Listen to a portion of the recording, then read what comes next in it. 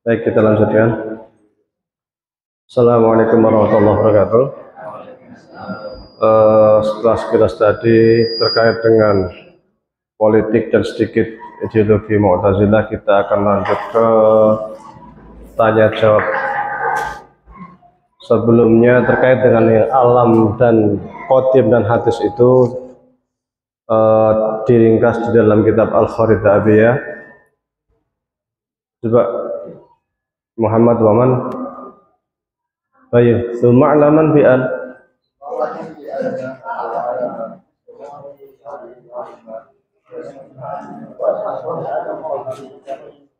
suhu.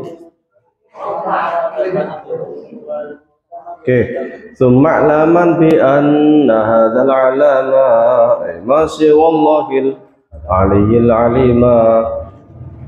Babatin min ghairi syakin hadisun muftakiru bi annahu qama bihi taghayyuru huduthuhu wujuduhu ba'dal adam wa didduhu huwal musamma bil qidam. Ini 3 bait kunci terkait dengan alam hadis.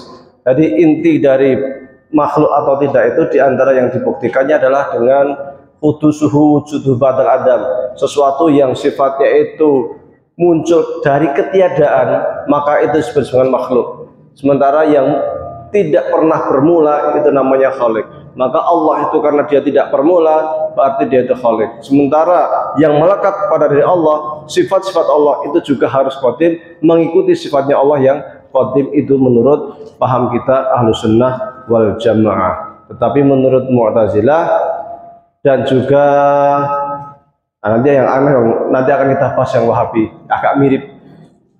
Yang juga dari sebagian kelompok mengatakan Quran itu makhluk karena terkait dengan bahasa Allah itu makhluk karena terkait dengan sesuatu yang dulunya belum ada menjadi ada, maka itu adalah makhluk. Sehingga siapapun yang mengatakan Al-Quran itu qadim, dia dianggap menyekutukan Allah atau menduakan Allah. Ada Allah, ada kalamullah. Maka kemudian para ulama yang berpendapat demikian banyak dipenjarakan karena dianggap dituduh zindik. Intinya sih sebenarnya Mu'tazilah itu ingin eksis di kekuasaannya lah kalau sebenarnya itu. Jadi kalau yang hanya kayak gini sebenarnya sampingan saja sebenarnya. Hanya mencari legitimasi, mencari cara bagaimana nangkepin orang-orang nggak sependapat dengan Mu'tazilah. Intinya itu sebenarnya. Kan harus ada dalih, harus ada argumen. Kalau di Mesir, cara untuk menangkap orang itu sederhana. Dia itu terlibat gerakan radikal, udah tangkap gitu aja, hilang gitu aja. Pokoknya kalau ingin cari ini orang ini menentang pemerintah, caranya gimana nangkapnya? Oh, dia terlibat dengan gerakan radikal. Kalau di kita mungkin itu kalau di negeri antah berantah itu dia intoleran, dia anti Pancasila, tangkap begitu. Jadi cari argumen apa yang kira-kira bisa menjadikan orang itu bisa ditangkap dan ideologi yang berkuasa itu eksis. Maka salah satu sarannya yang digunakan oleh Mu'tazilah mutaati ini, karena mereka yang tidak sependapat ya apalagi terkait ideologi, terkait dengan tauhid, maka seperti Ahmad bin Hambal tetap teguh. Al-Quran apa ditanya makhluk atau bukan? Ahmad bin Hambal nggak menjawab itu makhluk atau bukan. Al-Quran kalamullah. Pertanyaan saya itu Al-Quran makhluk atau bukan? Jawabnya apa? Al-Quran kalamullah. Karena sependapat kalau Mu'tazilah juga mengatakan Al-Quran kalamullah.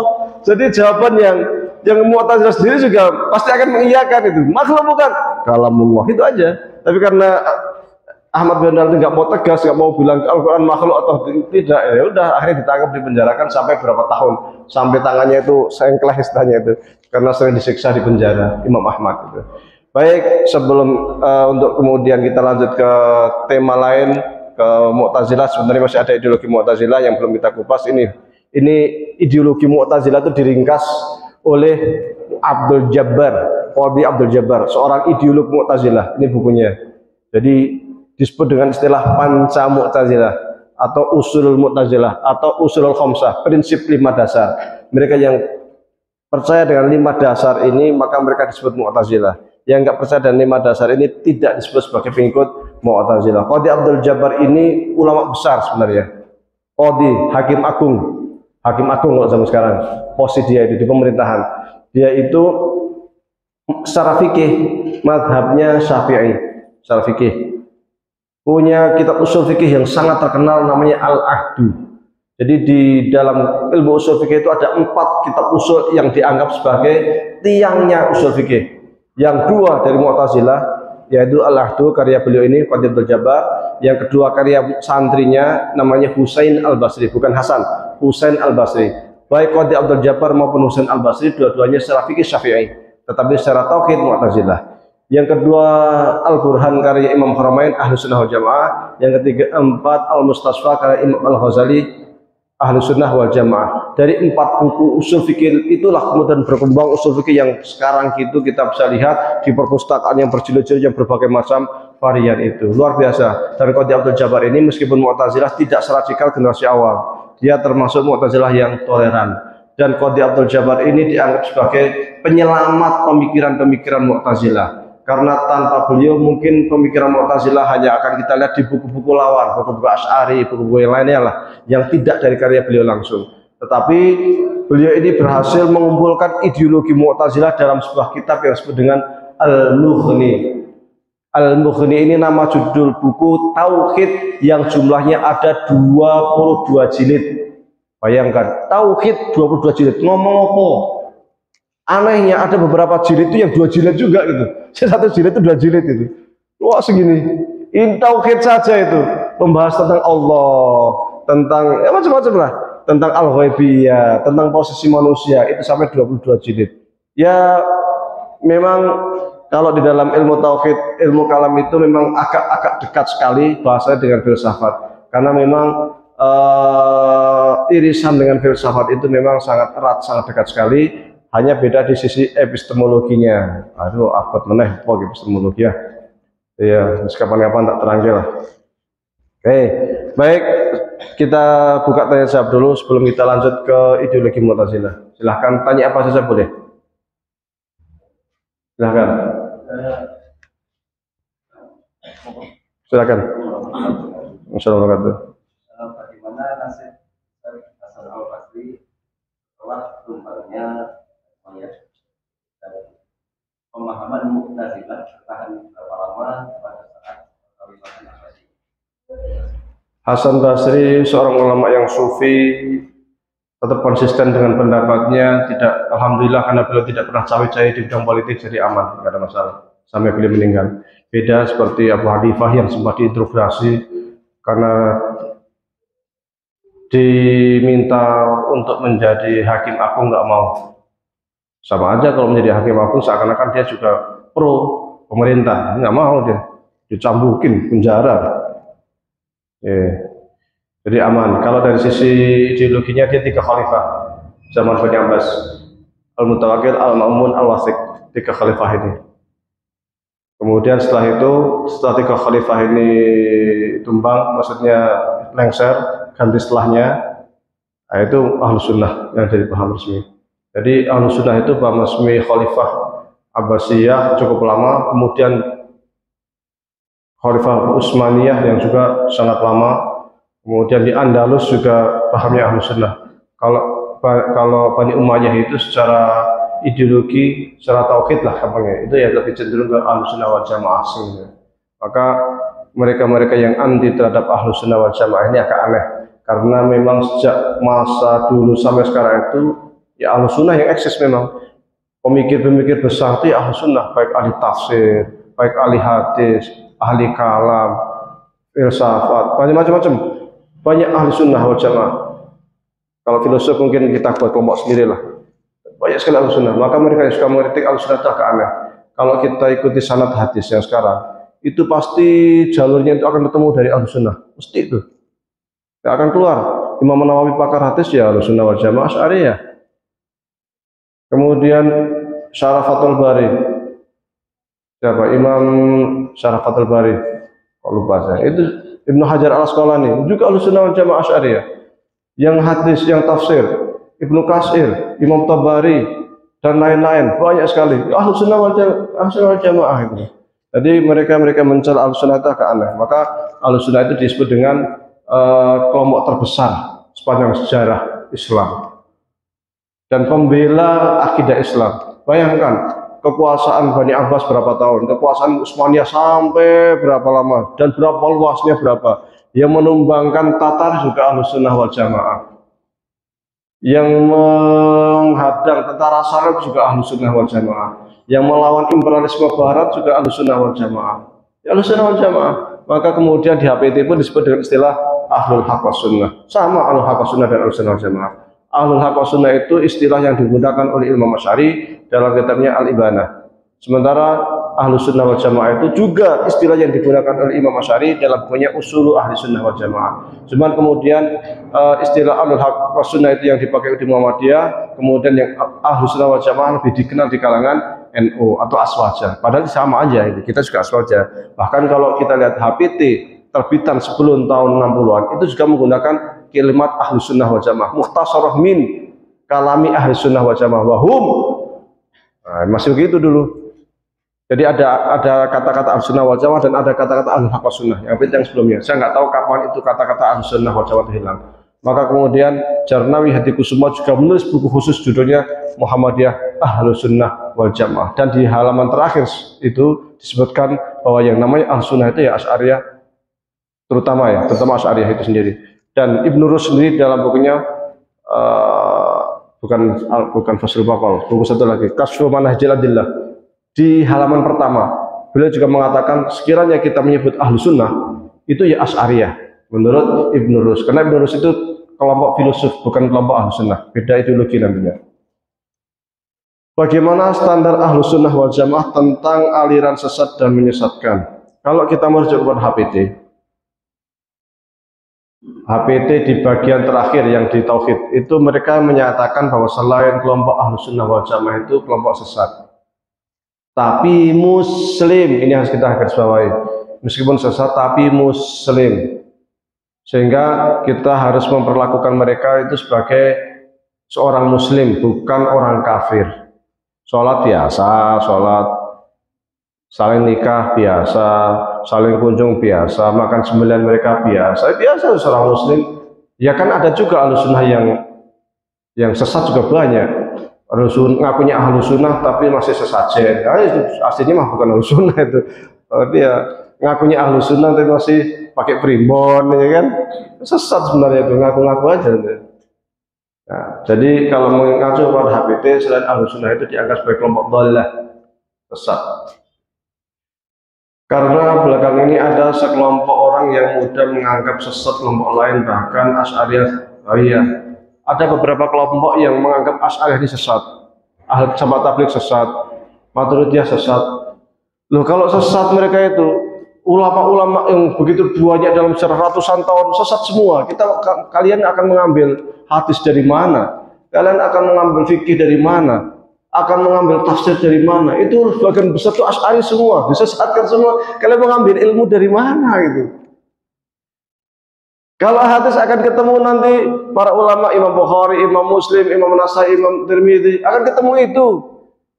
Bagi kita mereka adalah kelompok Ahlus Sunnah wal Jamaah karena ideologinya sama dengan kita Ahlus Sunnah wal Jamaah. Ahlus Sunnah wal Jamaah itu ya termasuk kalangan tabi'in, tabi'in, itu kelompok Ahlus Sunnah wal Jamaah. Hanya nama istilah Ahlus Sunnah wal Jamaah itu sendiri mulai populer sejak masa Imam Asy'ari. Sebelumnya belum populer, tapi ya kelompok itu. Maka ketika kita melihat akidahnya Imam Asy'ari, Imam Maturidi, Imam Tahawi, Imam Ahmad, Imam Hanafi, Imam Malik, Imam Syafi'i, Imam Tabari, Imam Muzani, Imam Tsauri, sama.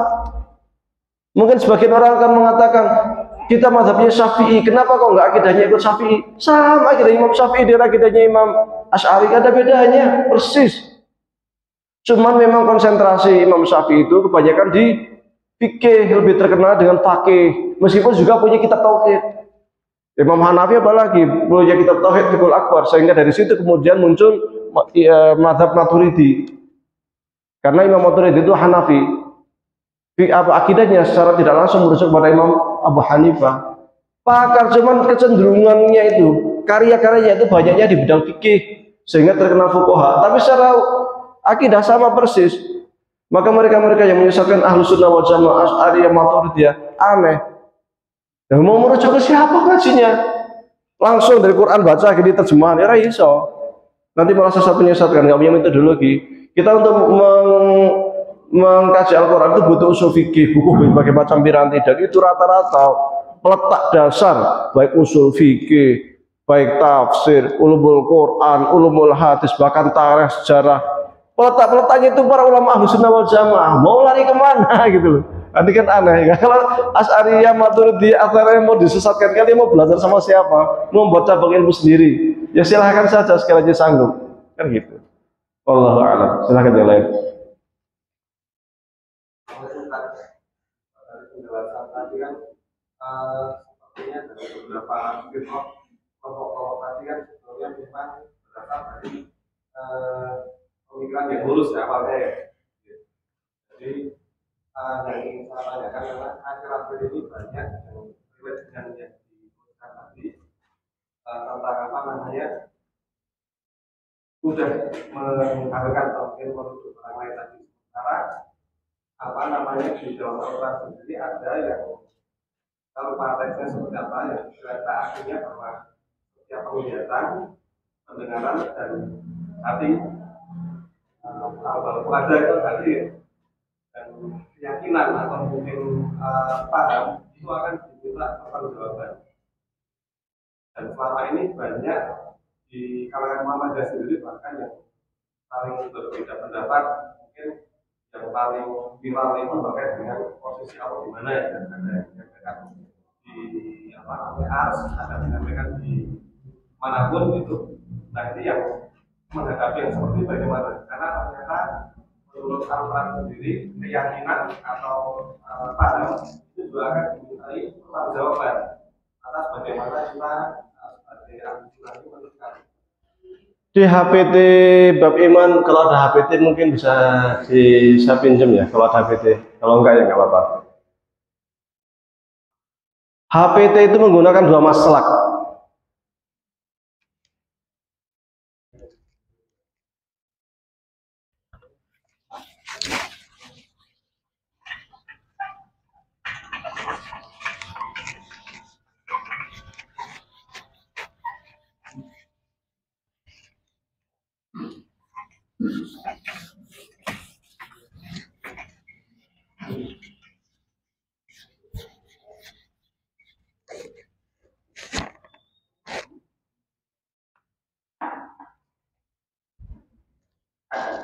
Saya biasanya bawa HPT tapi kok nggak tak bawa. HPT itu ataupun Ahlus Sunnah wal Jamaah itu menggunakan dua maslak terkait dengan al-ayat al-mutasyabihat.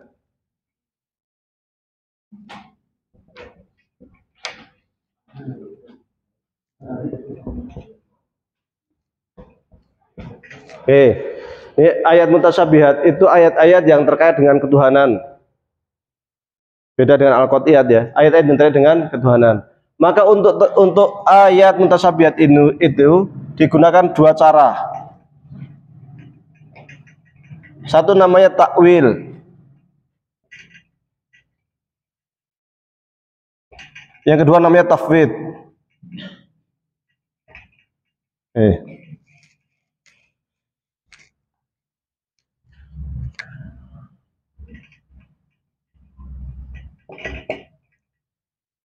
Ini sama ya, HBT ataupun Ahlus Sunnah.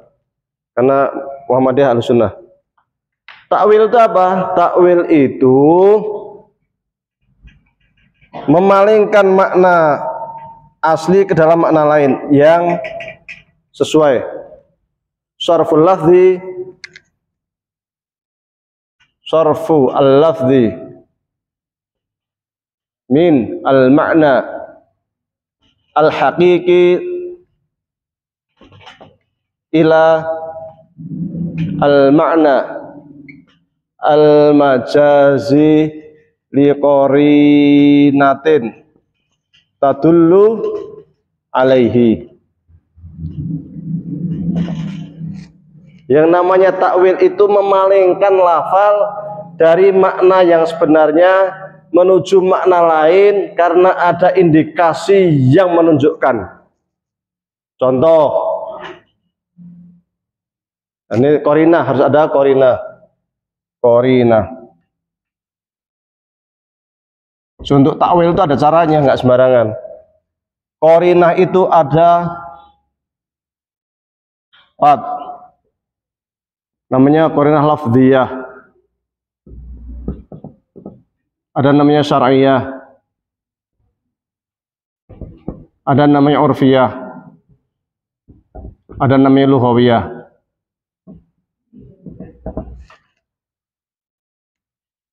Jadi ketika kita mentakwil itu harus liqorinatin tadulu alaihi, harus ada indikasi.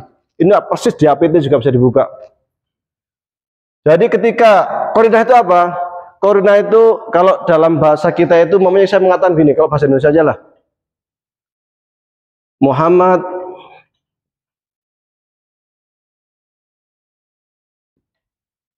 tangan panjang. Tangan panjang atau panjang tangan? Yang mana pencuri? Satu lagi, Muhammad panjang tangan. Ini bahasa Indonesia ya. Dalam bahasa Arab juga sama. Ketika ada dua kata seperti ini, Muhammad tangan panjang, orang akan paham berarti tangannya Muhammad itu panjang. Ini namanya makna hakiki. Mana makna hakiki? Mana hakiki? Mana yang sebenarnya? Tapi ketika kata ini saya balik, tangan panjang menjadi panjang tangan, itu sudah langsung berubah menjadi makna majazi. Ini ila makna majazi, majas atau metafor. Muhammad panjang tangan itu langsung mafhum, paham. Maksudnya berarti dia itu suka ngutil, dia itu berarti pencuri, kan gitu. Sehingga dari mana saya bisa memaknai Muhammad itu pencuri? Dari kata ini.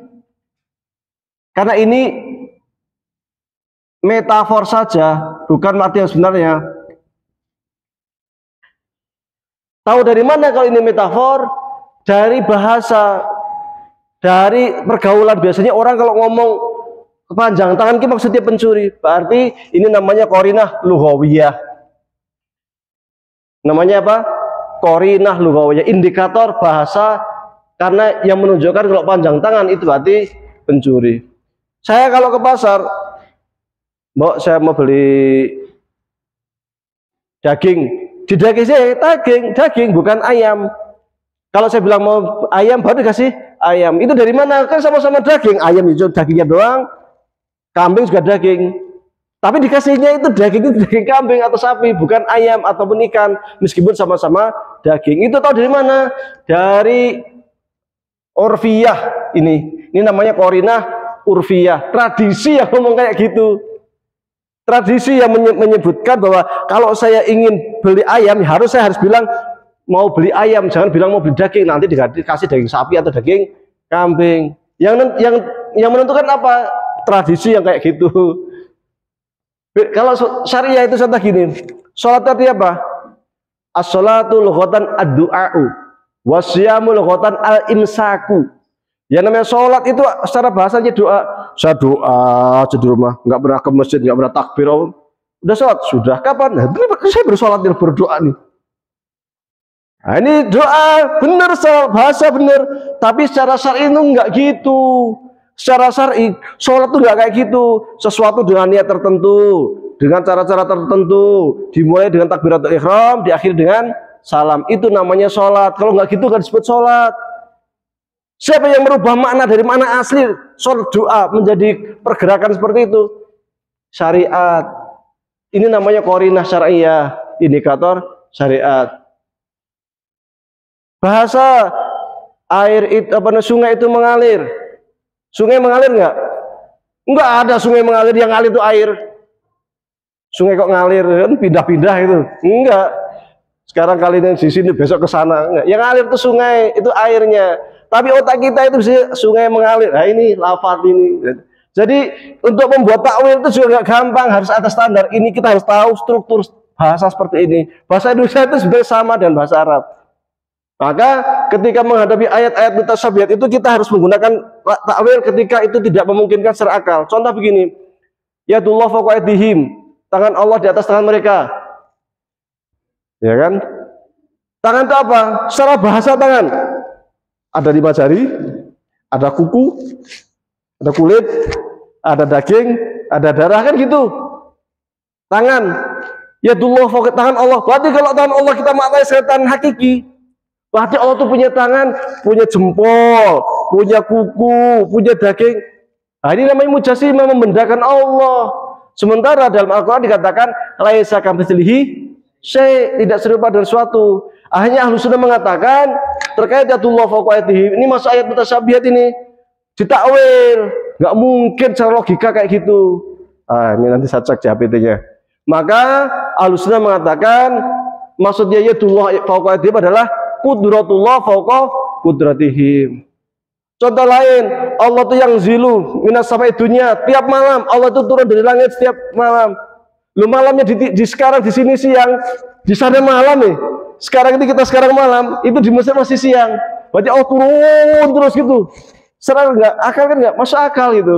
Maka maksudnya Ahlus Sunnah mentakwil, maksudnya rahmat Allah itu turun setiap malam. Di sini malam berarti turun di sini. Di Mesir malam berarti turun di Mesir gitu. Wajah rabbuka wal malaku saffan saffa. Malaikat dan Allah akan berbaris nanti dari kiamat, jalan bareng. Jangan bayangkan Allah seperti itu gitu. Nanti kita menjadi mujassim. Sama dengan Allah ala arsy istawa. Allah di atas arsy apa? Bersemayam. Bersemayam itu apa? Duduk di atas singgasana gini, itu namanya istawa. Nah, ini saja istawa ini. Alal kursi. Alal arsy itu apa? Arsy artinya singgasana. Masa kita akan, kalau kita artikan literal dengan makna hakiki, berarti Allah itu istawa ala arsy, duduk kayak saya ini begini, ada kursinya, ada tangan, layah-layah santai gitu. Itu mujassim nantinya jadinya, membendakan, menyamakan Allah dengan makhluk. Maka kemudian Ahlus Sunnah mengatakan bukan berarti istawa itu kayak gini, tapi apa? Ilmunya Gusti Allah itu muhitun bi kulli syai'. Ilmunya Allah itu meliputi semuanya. Sama ketika kita mengatakan raja mengawasi negerinya melalui singgasananya. Bukan berarti dia duduk di singgasana mengawasi pelotot di sana kemari, itu enggak. Tapi melalui telik sandinya, laporannya, apanya, kan gitu. Nah, itu jalan pertama. Jalan yang kedua itu dengan tafwid. Tafwid itu apa? Ini kan persoalan kayak gak usah dipikir lah. Serahkan sama Allah. Yang jelas nggak mungkin makna zahir, nggak mungkin makna hakiki. Yadullah fawqa aydihim itu nggak mungkin tangan hakiki, tangan Allah seperti ini. Terus kayak apa? Udah serahkan sama Allah. Nggak usah ditakwil, serahkan aja sama Allah. Yang jelas itu bukan makna hakiki. Kan gitu. Jadi tafwid ini sesungguhnya juga takwil versi lain. Kok takwil? Ya iya takwil. Kalau bukan takwil, dia akan memaknai tangan Allah itu seperti tangan gini. Memaknai duduk alal arsy istawa ya seperti ini. Itu kan kalau nggak takwil. Kalau mana hakiki kan seperti itu. Tapi tafwid enggak. Tafwid itu pokoknya Allah itu duduk di sana, lafalnya seperti itu, tapi maknanya bukan makna hakiki. Terus kayak apa? Serahkan sama Allah. Nah, jadi ini bedanya tafwid dengan takwil. Serahkan sama Allah. Beda dengan isbat. Ini kan ada takwil, tafwid, isbat. Kalau isbat itu menyamai makna zahir, lafal hakiki. Jadi kalau Allah istawa itu ya diartikan apa adanya. Maka kemudian mereka memaknai Allah itu ada di aras, Allah itu ada di langit. Di mana apa adanya Allah di langit. Allah ada di atas. Loh, atas itu mana? Ini bumi, di atas semua itu.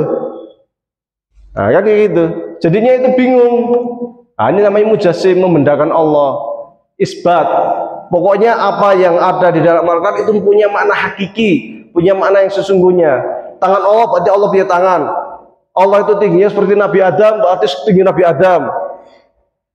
Mujassim sekali. Maka sebagian orang yang menuduh mujassim itu, menuduh mereka-mereka yang isbat itu dengan mengatakan akhirnya kita seperti Buddha. Seperti Buddha itu kan, sang Buddha kan duduk di singgasana di atas langit, itu kan di awan itu. Enggak seperti itu. Itulah maslak yang digunakan oleh Ahlus Sunnah wal Jamaah, takwil atau tafwid. Coba kita cek di HPT.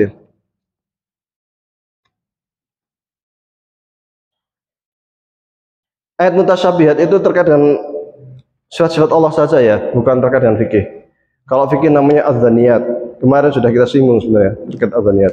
Ini di dalam halaman 22 ini yang tadi selain ahlu sunnah dianggap sesat itu, paman i'taqada jami'a dzalika mungkinan bihi kana min ahlil haqqi wa sunnati wa fariqu ahlil bid'ati wa dhalal.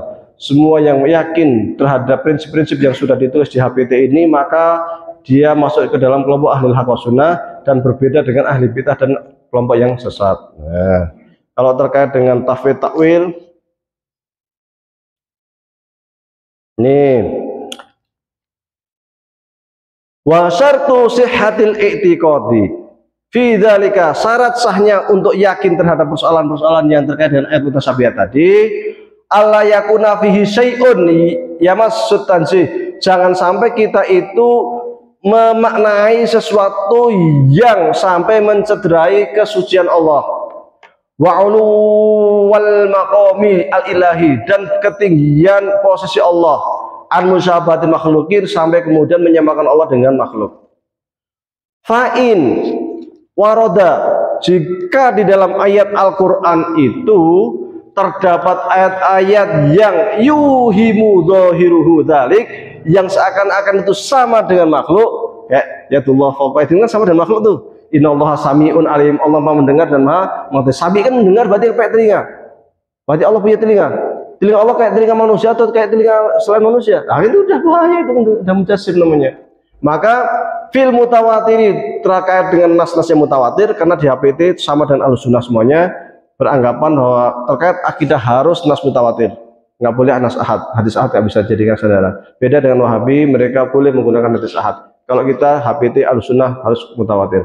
Fil mutawatiri wajibal i'rad anhu bitaslim, kita harus memalingkan diri makna tersebut dengan cara taslim, tafwid maksudnya menyerahkan maknanya, taslim bil lillahi fil ilmi bin maknahu, pokoknya maknanya kita serahkan sama Allah.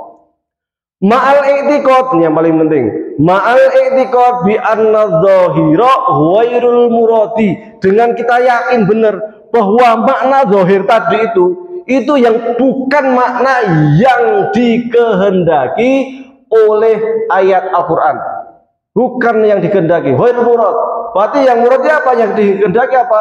Satu, kita takwilkan. Kedua, kita serahkan sama Allah. Taslim, taslim itu berarti maknanya kita serahkan sama Allah.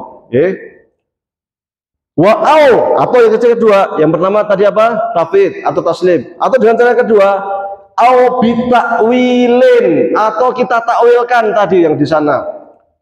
Taqumu alaihi, yang ada al-qara'inu qarinah. Tuh qarinah yang saya sebutkan tadi di atas, al-qarinah. Al-maqbulatu, yang bisa diterima. Qarinah yang bisa diterima itu menurut para ulama usul ada 4, yaitu qarinah lughawiyah, urfiyah, syar'iyah, sama lafziyah. Selama qarinah secara 4 hal ini masuk akal memungkinkan, maka kita gunakan untuk takwil. Ini yang ahlu sunnah wal jamaah. Jadi kita pakai taslim atau tahfidz, dan yang kedua pakai takwil. Dan takwil tidak sembarangan. Dikiranya takwil itu sembarangan, enggak.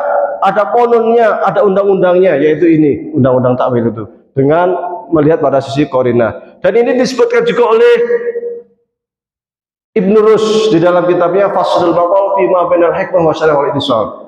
Disebutkan juga oleh Imam Al-Ghazali dalam bukunya Faisal Tafriqah bainal Islam wa Zindiqah, terkait model-model takwil seperti ini, supaya orang itu ketika mentakwil tidak sembarangan. Hanya memang bedanya antara Imam Al-Ghazali dengan Ibnu Rus terkait takwil ini, Ibnu Rus cenderung lebih terbuka dengan mengatakan bahwasanya jangan sampai karena perbedaan takwil-takwil seperti ini kita sampai mengkafirkan orang lain. Sama sebenarnya di dalam Ahlussunnah wal Jamaah juga sama, mereka mengatakan tidak boleh mengkafirkan orang lain karena perbedaan pandangan terkait hal ini.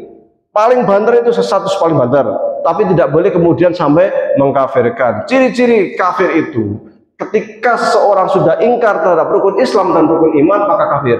Tetapi selama masih berpegang teguh kepada rukun Islam dan rukun iman, maka muslim. Prakteknya bagaimana? Baru nanti kita lihat prakteknya dari sisi mana dia sesat atau tidak. Wallahu a'lam. Lagi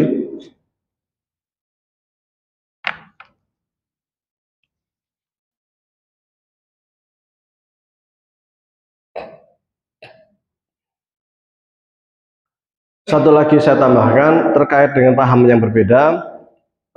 Sebagai kelompok kita yang Muhammadiyah atau Ahlussunnah wal Jamaah juga tidak etis juga kemudian meskipun di dalam HPT itu disebutkan yang berbeda dengan Ahlussunnah itu dolal wal bid'ah, kemudian kita di lapangan menyampaikan secara soreh kamu ahlul bid'ah, kamu sesat, karena ini persoalan ijtihadiyah, persoalan istihadi, cuman bedanya istihad dalam sisi akidah. Jadi al-akidah itu ada dua, satu terkait usul akidah, yang kedua terkait furu' akidah. Terkait usul akidah itu tidak boleh beda. Ketika beda langsung dianggap kafir. Contoh, usul akidah itu terkait dengan keimanan fundamental Allah satu, ada surga, ada neraka, ada hari kiamat, nggak boleh beda. Siapapun yang beda kafir, karena ini termasuk usul akidah. Yang kedua terkait furu' akidah, itu kita boleh berbeda dan statusnya masih sama-sama muslim.